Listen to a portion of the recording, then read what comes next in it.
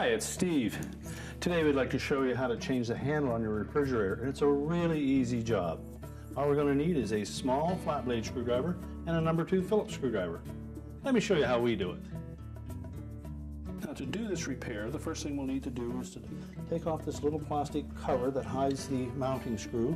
Using a small flat blade screwdriver, we're just going to carefully go in on the edge of that and pop that free. We'll then take our Phillips screwdriver and remove that single screw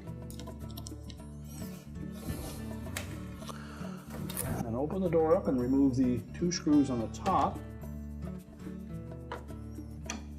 These screws are a lower profile with a tapered shank on them, so we'll need to use those just on the top. We'll lift off the old handle and discard it.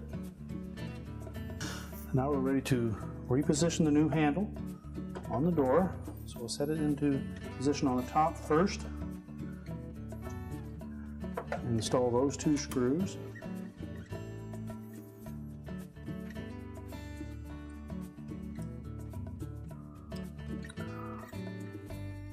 And tighten those securely.